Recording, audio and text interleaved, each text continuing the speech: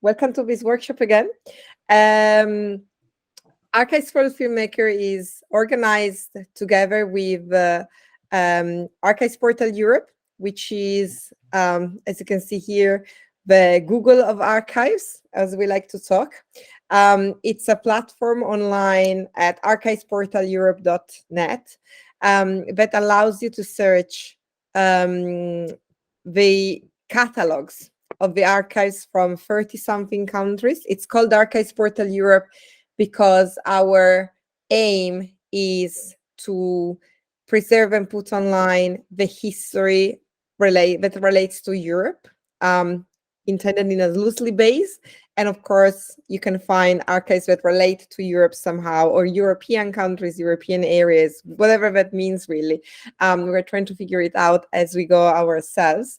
But you can find collections that relate to Europe everywhere in the world. So any archive in the world can join online and upload their collections related to Europe or European countries on the portal for free.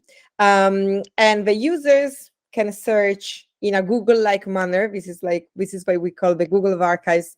Anything really. I will just show very, very quickly. Can you still see me? Can you still see? Oh, sorry, I have to change browser.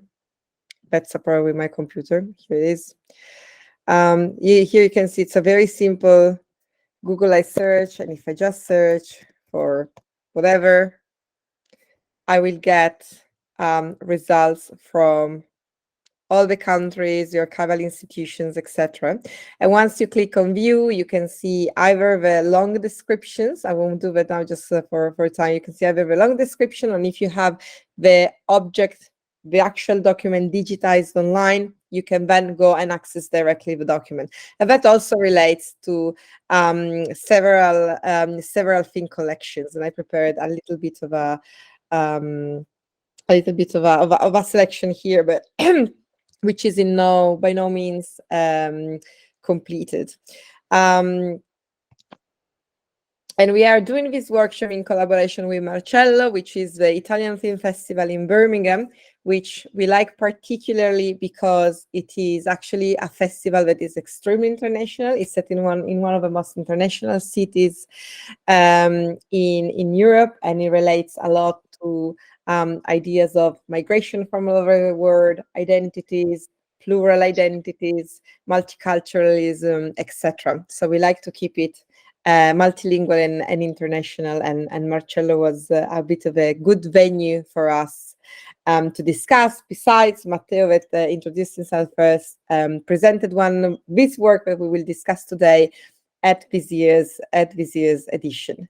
So just as a very quick summary, I don't need to tell this to you guys, but why can archives help filmmakers and creatives in general? First of all, there's inspiration, both in that we can find so many histories in archives that are perhaps erased by history because they are everyday people's lives, or just smaller events that in the grand scheme of things were forgotten, but they can be found. And we also have a lot of unpublished and uncopyrighted, unlicensed work that can be used for inspiration and reused, etc. So this is just a screenshot of a very quick search that I did on Archives Portal using the word screenplay. I should mention here that the portal is genuinely multilingual. So if I search screenplay, it will only search it as the word it's spelled in English, but I can translate it in any other languages that the portal has, which is 45 plus, I think, at this point. We lost track. So we'll search in any other language. So it's by all means not an English only platform. We just use it as lingua franca here and and for this workshop. You can obviously find documental evidence if you're doing anything that relates to history.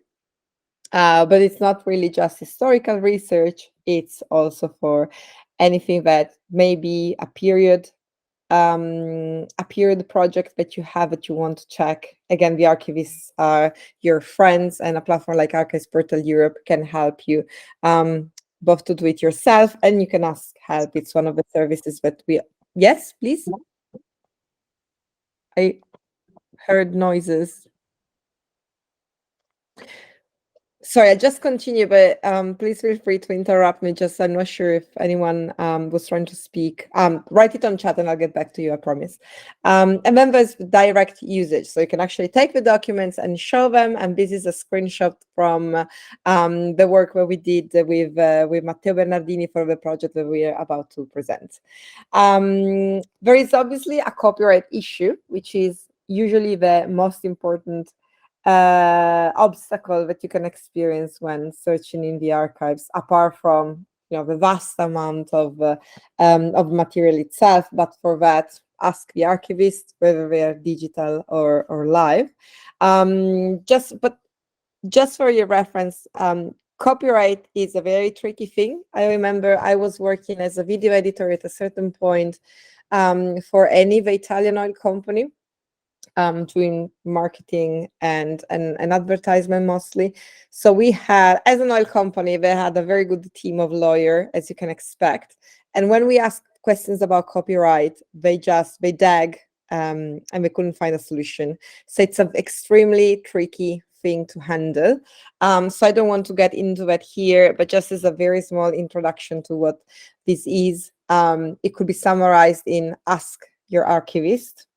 And we also have very often copyright guidelines. So the National Archives, which are one of our partners for the UK in Archives Portal Europe, publishes annually almost, I think, copyright guidelines that are really, really useful. Of course, one of the reasons why it's so complicated is that while ideas and arts are traveling on a global level today, thanks to the internet, and copyright laws are still very much nation-based. So these guidelines only work for UK-based work, and even just defining what is UK-based or any nation-based can be tricky at this point.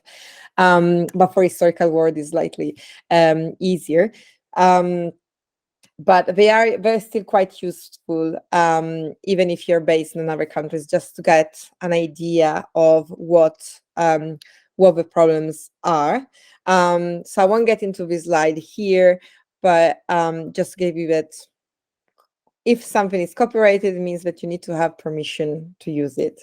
It's as easy as that. Then whom you have to write permission to changes very much, and how you can ask for permission changes very much. And again, the archivist is the right person to ask, because it's almost a case-by-case base. I'm sure, again, as filmmakers or creative people in general, you'll be also quite familiar with the difference between copyright and Creative Commons. But copyright, basically, which is the standard by which most artwork gives certain type of, it says all the rights deserved.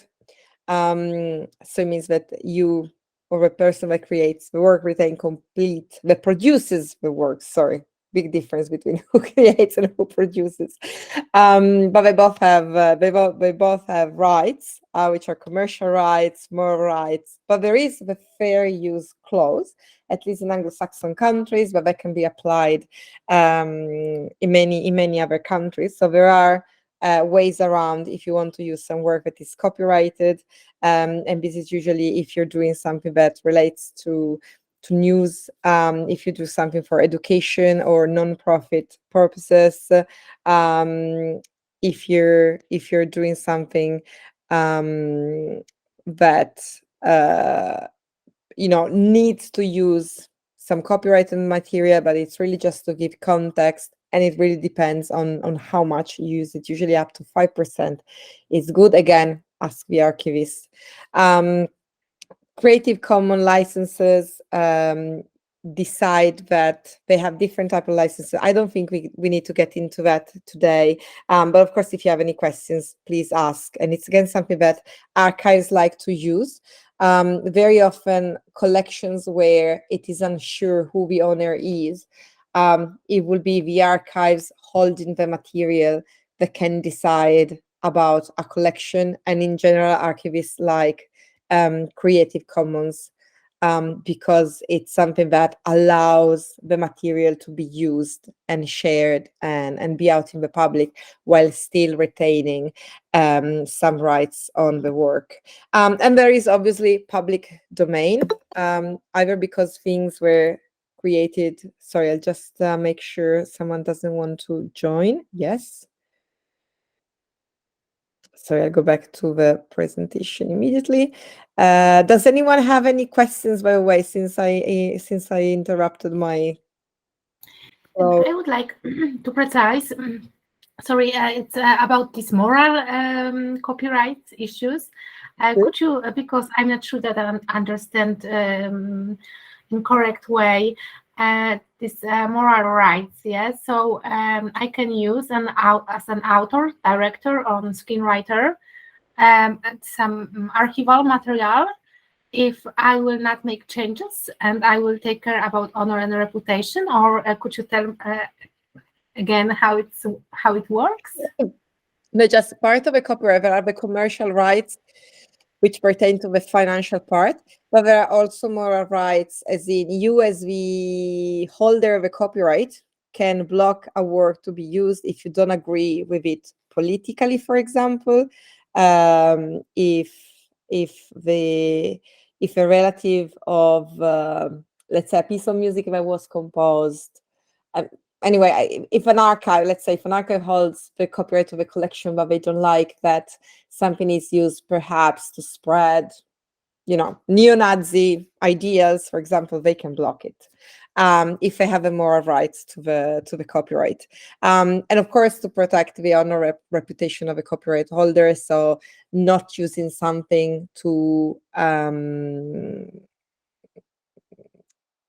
mock or to humiliate the person that owns the copyright, or all these type of things. It really depends on a case by case basis. But this basically, moral rights means that I not only have the right to be paid for my work, but also the right to control it in an intellectual way, if it makes sense.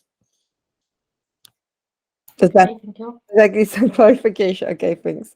And of course, one big part of the moral rights, which is something that is very respected also by Creative Commons, which focuses in fact more on moral rights than commercial rights per se, is the fact that there's always the right to be acknowledged as the author.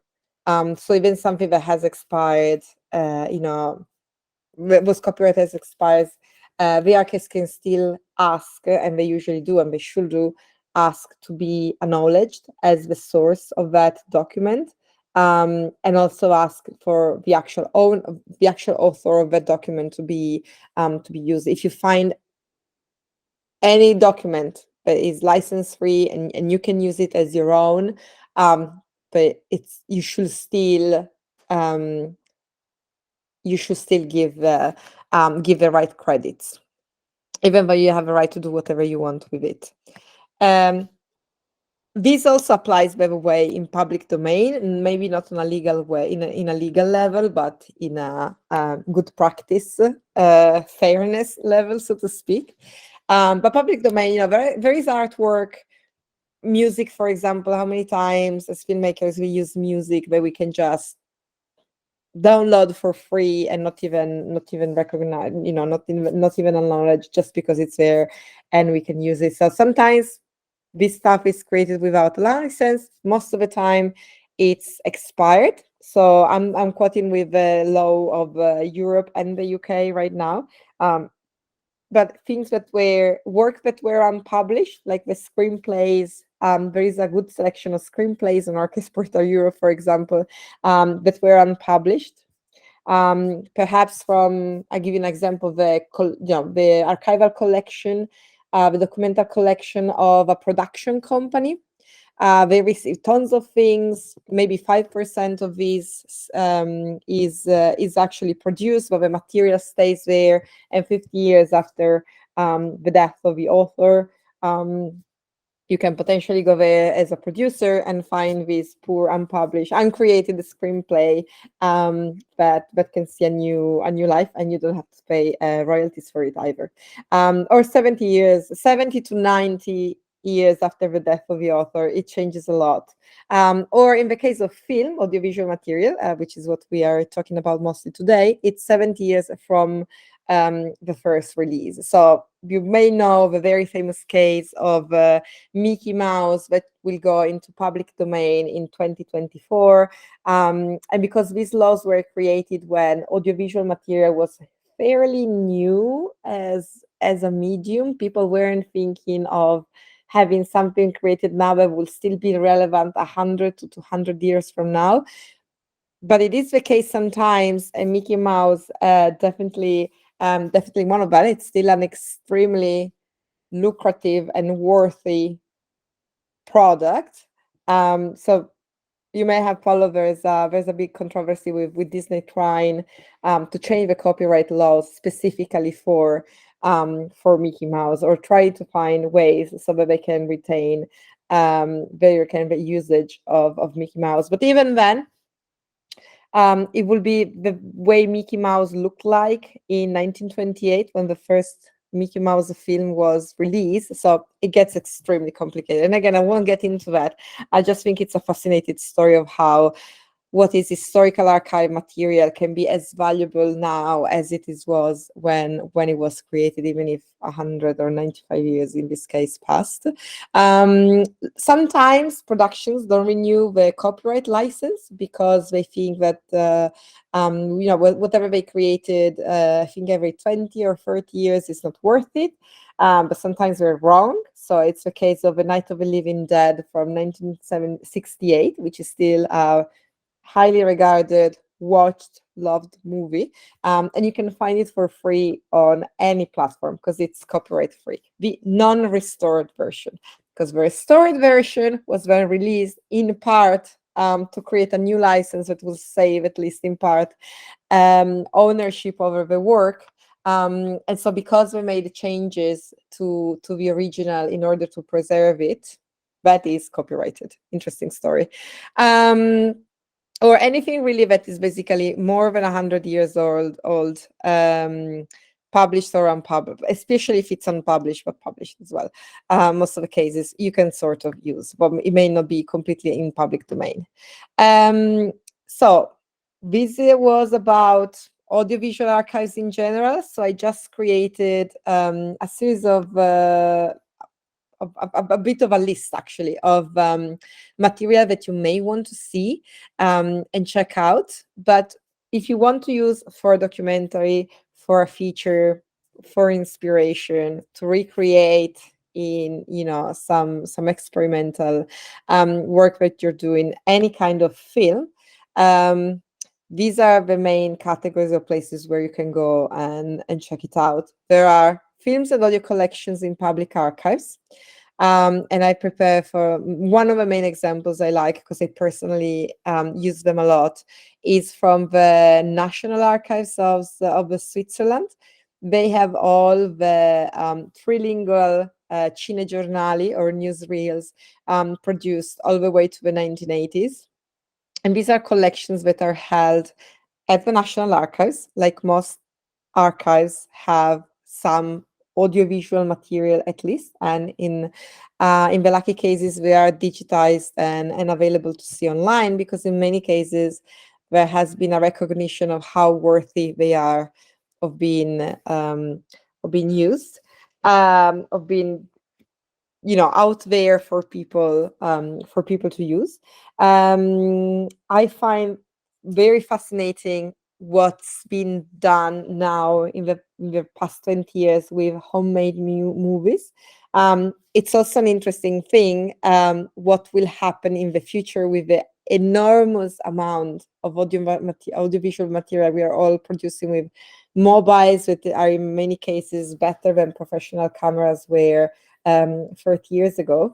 Actually, in most cases, were better than professional cameras 30 years ago. But we all have this enormous amount of home movies that really will give us a different perspective of how any given period will look like.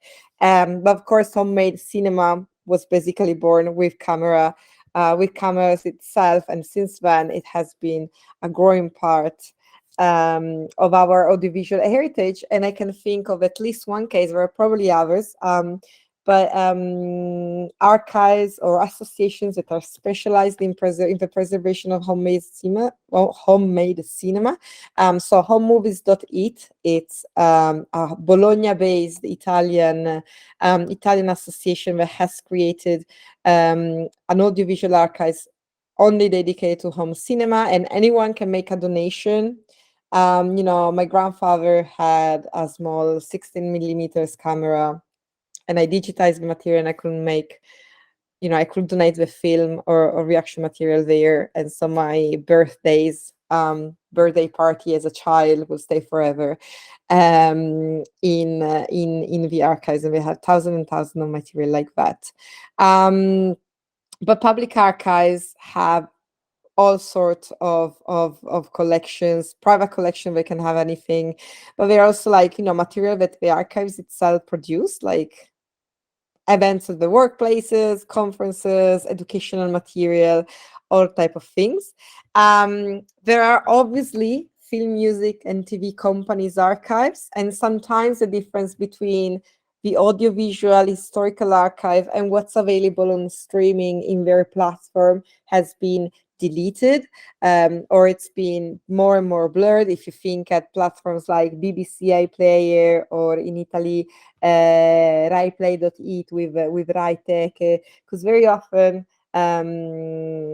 material that TV or film or music companies produced, more than 100 years ago is still very listened to and very relevant. And sometimes it's just available online. Most of the times it's available for usage, but at a very high cost. But again, after a while, copyright expires and has to be renewed.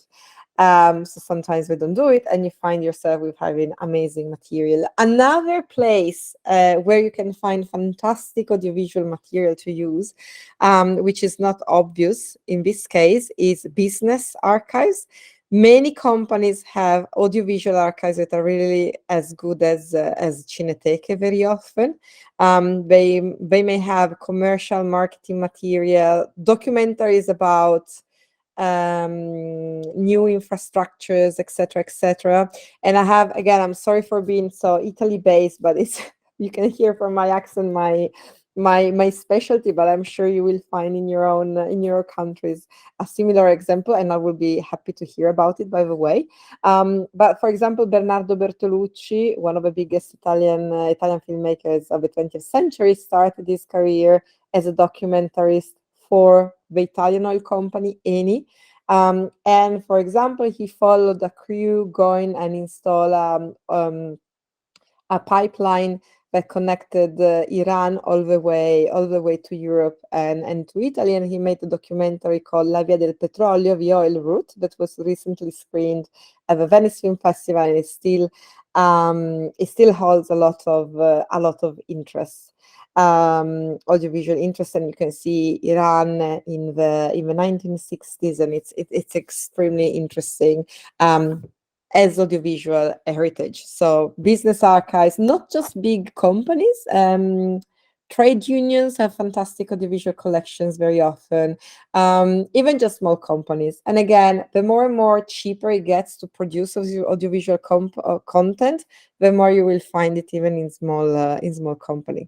There are obviously the Cinetex as well. My favorite one, at least for how they interact online, is the British Film Institute, but there is one in any countries, and they usually have fantastic libraries where, again, the older historical content is mixed together with a new production, but the difference is that you can use it. You can watch it for free, and very often you can also use it for free. Again, ask the archivist about that. And then we are the online libraries, and you can start really thinking to YouTube, Vimeo, and other social media as online audiovisual libraries that are mostly available to you. There are a series of restrictions There are archivists that are getting specialized in that, but they can be used. I'm sure you've all at a certain point wanted to use a YouTube video if you have ever video edited anything in your lives. The Internet Archives is a very good is another very good platform that has a lot of audiovisual material. There is a public domain movies platforms. I put the link here, but you can just Google it and find it. Or platforms like Europeana. We are actually, as Archives Portal Europe, content aggregators for Europeana. The big difference between us for the purpose of this seminar is basically that Europeana works with digital objects and we work with archival catalogs.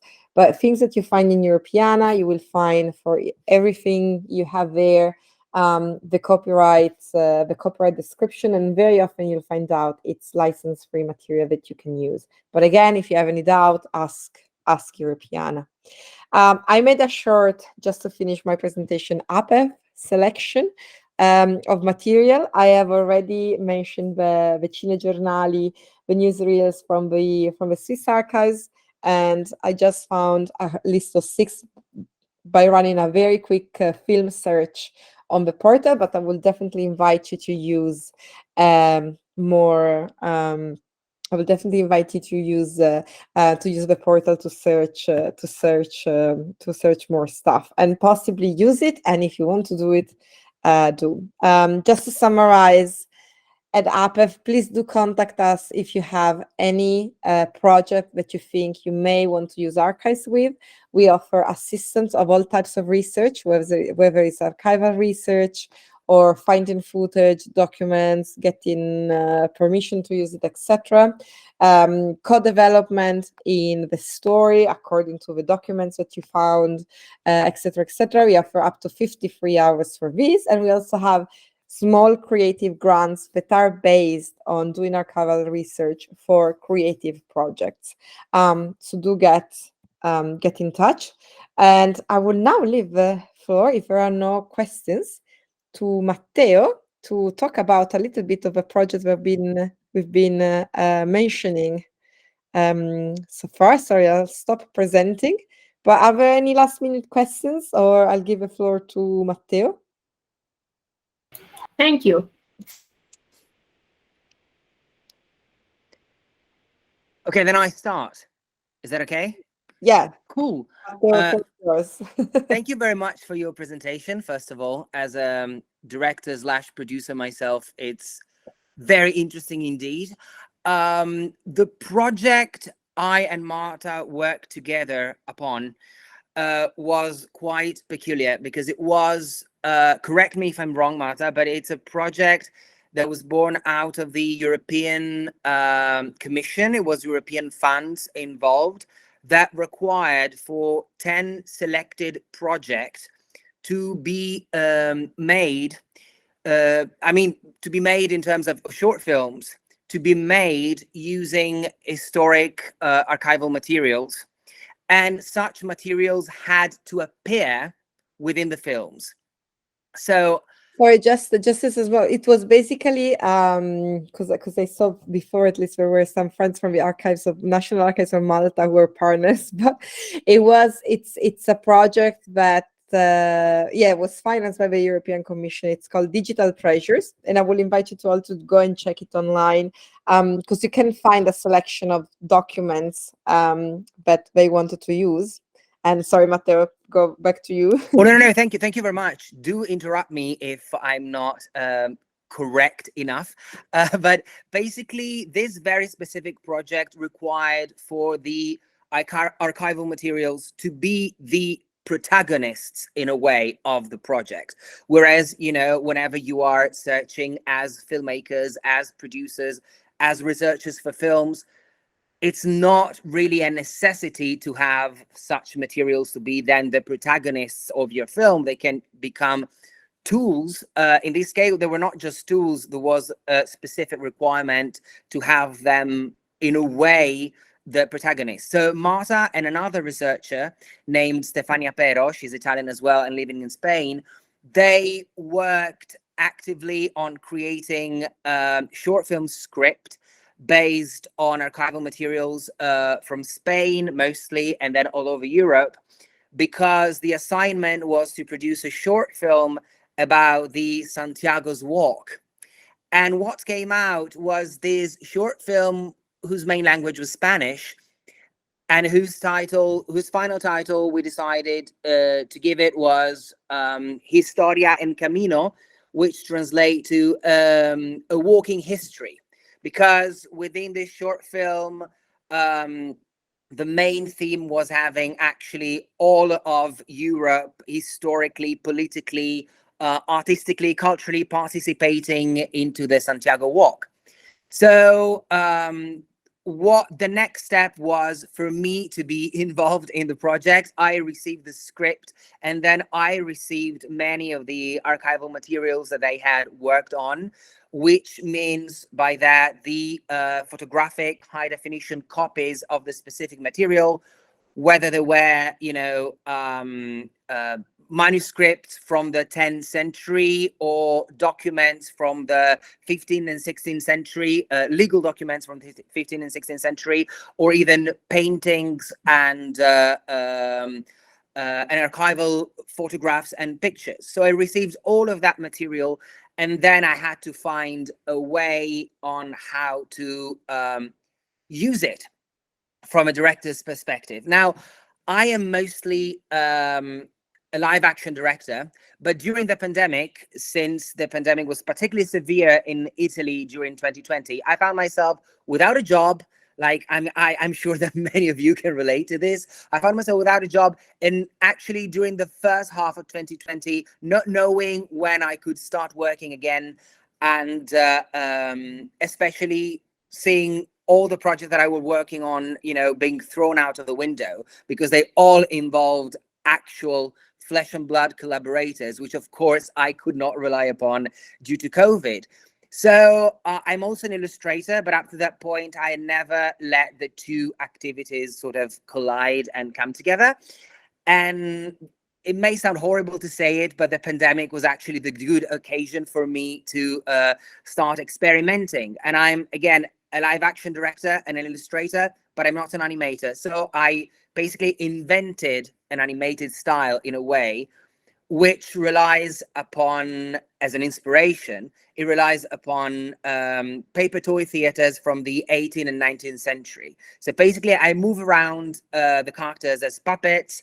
All of the dialogue is written. So there's also a huge reference to silent cinema, which is a big love of mine. And sorry if I tell you that, but just to tell you that when I was involved in this specific project, I thought, oh, that style might come at hand. And in fact, it did. I ended up working entirely on my own for a month and a half on this short film. And Marta is now showing some of the screenshots. Basically, these are some of the the actors, the paper actors of the short, and they're drawn by me, but as you can see behind them in this very specific screenshot, there's also a 15th century map of the Santiago Walk that I was given and that I ended up using. I don't know, Marta, if you have some other stills that we can show, maybe with the manuscripts. Sorry, I was trying to understand how to show them. Okay. I'll be there in 2 seconds. Yes. Yeah, never mind. But yeah, what I was trying to say is that we found it, and I personally found it particularly thrilling to be able to use in a sort of very creative and unconventional way these documents, because coming up with a style such as this one, again, here's there is the lead character who is Aymeric Picot, who was a French monk from the 10th century, who's considered to be the first author to write a guide about the Santiago Walk. Many also think that he is like the first author of a tourist guide ever. And the other still is showing two other characters, side characters, may I say. And then there is another background. So on the first, oh yeah. Sorry, Matteo, keep Yeah, talking. the first picture, the one that was showing the monk, has as a backdrop his actual manuscript that he wrote in the 10th century. Whereas the two other images showing different characters, the very last one that was added actually showing a couple of beggars, Marta and Stefania found their very compelling stories in the Spanish archives. Basically, he was an Italian, she was a German, and for very different reasons. She was also a noblewoman, but for very different reasons, they ended up becoming beggars and roaming the parts of the Santiago Walk. The woman's history is particularly interesting for me as a director. No. I worked on this project actually receiving the script, and the story that stuck with me the most was the story of this lady who happened to be a noble woman, Victoria from Klagenfurt. And basically her husband one day left saying, if I never come back, give all of our possessions, donate all of our possessions to the Victoring monastery. And the monks were, of course, very, very happy, because that's exactly what happened. The husband disappeared forever. And she was then forced to give all of their possessions to these men, and she found herself with nothing. She became a beggar. She actually started a quest trying to find a husband. She never found him, but on her way to Santiago, she met these other beggar that I created. There was a character found by Marta and Stefania in the story who was actually Sicilian, an Italian man, and they became engaged, an actual couple, in the 15th century. And this is an actual story. However bizarre and adventurous it seems, it's actually an actual story. So also for me as a director, yeah. I interrupt just to say please do. How history and creativity work together. What we found, Boston Archives Portal Europe, searching for Santiago documents, was the story of this noble woman. Whose husband left everything to the monks, and she had to become a beggar, like Matteo say. And separately, the story of the Sicilian man who had a patent to beg on the Santiago path, which was something quite powerful as a business back then. They met and became a couple only in our screenplay. We don't have any evidence that they actually ever met. I think the documents may not even be from the same temporal frame, so she may have lived a couple of 100 years before or after him. I don't remember, to be honest, now. But this is just like an example of the amazing little stories that you can find in documents if you look. And the way it worked.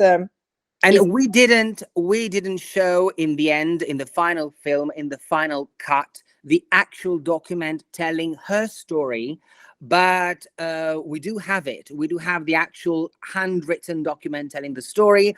We ended up showing, on the other hand, the document that the man is exhibiting, showcasing his right to be a beggar on the Santiago's walk, because apparently at the time the pilgrims were actually encouraged to meet with the beggars, to give them money, because of course that would have helped them out in their quest for heaven at the end of their life. So clearly there were also patents, literally patents, that were given to the beggars and that they could use to freely and righteously, so to speak, beg on the Santiago walk. And that frame that Marta is now showing showcases the moment in the short film where the actual patent is given. So of course, the end of the beggar, the hand of the administrator have been drawn by me, drawn and animated by me, but the document that are passing from one another is the actual document that I was given. That was, of course, a handwritten document that was scanned and whose high quality file I was sent, and then I was then able to use it in the final film. We are showing you all of these elements. I'm sorry I cannot show you any actual clip of the film, but it's just been finalized, and now we need to understand how Digital Treasures wants to actually present the film. It still hasn't had an official presentation yet, so we're still waiting for information in this regard. Possibly should happen soon. We know that the very first screening should happen in Madrid on October the 6th. That said, this is an example on how to create an artistic project directly using the archival documents as creative tools and as part of the narrative. Again, as I said before, and now I'm stopping, I promise, my style was relied mostly upon paper toy theaters from the 18th and 19th century, which also means it allowed me, quite ironically, to rely on, or at least to quote, the scene changes that were typical of Baroque theater, scene changes that would happen directly on stage in front of the audience. And that's how I ended up treating most of the documents, whether they were manuscripts or, as you can see here, original maps of the time. They simply change, appear and disappear in front of the spectators. And that was, again, an ironic way of quoting the Baroque theater changes and very hands-on special effect of the time, using, again, the archival material and footage that I was given. So that's it. I hope it could be interesting for you, also as a creative inspiration. It was for me. I wasn't really thinking about using these materials at first, but then when I knew what the real request was, it all sort of felt natural to be done in that specific way.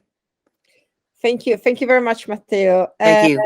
I'll stop presenting now for real, but I wanted to show, the fantastic work that you did, basically using the actual document. And thank you for being our sponsor of how you can use creatively archives, not just for history-based research projects, but as something that simply uses and maybe plays with history as an inspiration.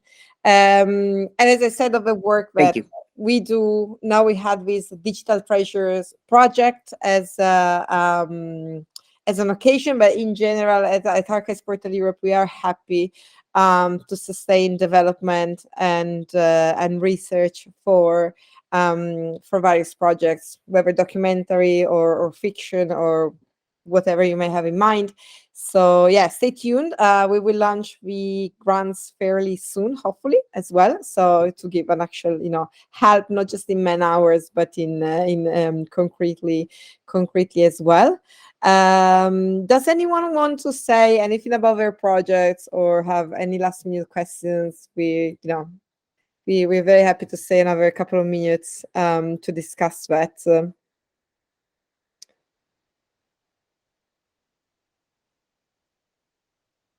So I would like to consult. I use this website here, Archives Portal Europe, and I found interested subject about Bogatynia. It's a coal mine issue, and it was a conflict between Czech, Polish, and German people about the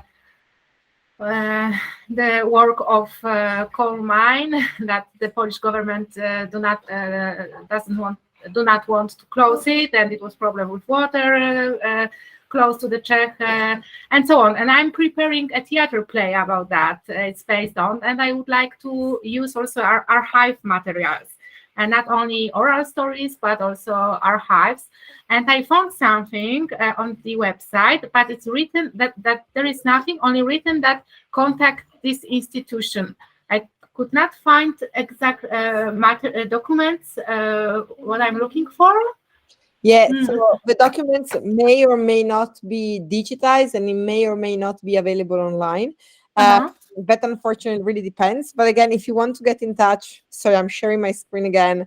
But just to give you my details, if you want to get in touch with us directly, it's marta.musso. You can also use info@archesportaleuro.net. We can help you get into contact with the institution, help you with translations, or to find similar material. We will be definitely be very, very interesting to hear more about your project. I am myself, by the way, a business historian, so I find it particularly interesting as a subject, and I work on energy history, so coal miners. It's absolutely my. That's great. But that's like an aside. But this is absolutely it's the type of service that we provide. So do get in touch. Okay, thank you. For sure. And so I remember, I think Ginevra Barboni mentioned about a documentary, very personal, but again, if there is any work, any historical material you may want to find on your grandfather as well, why not? You can archive Google yourself as well, or your family, and see if anything comes out. But for anyone else, this is really an invitation to please do get in touch. And so Joanna, sorry if I remember correctly, I'm definitely looking forward. Yes. Sorry for that name. But it's really an open invitation to anyone. Okay. I found that information about this workshop yesterday. So since a few weeks, I'm living like what destination will brings me, and I'm really happy that I could be here and take a participation in that project, because it's wonderful. Thank you for a good job. For coming, and it makes me feel that it's good to have these things online. We wanted to have it in person, but it's still a bit tricky with COVID and everything. But this way we can get many more people from everywhere. So I think we will keep doing them live. Does anyone else want to share, intervene, or say anything? Questions, comments? Otherwise, it's Pass 3 where I'm based, Pass 4 where many of you are based. So we can just leave it here. I stopped recording actually. So I stopped presenting. But thank you so much for coming.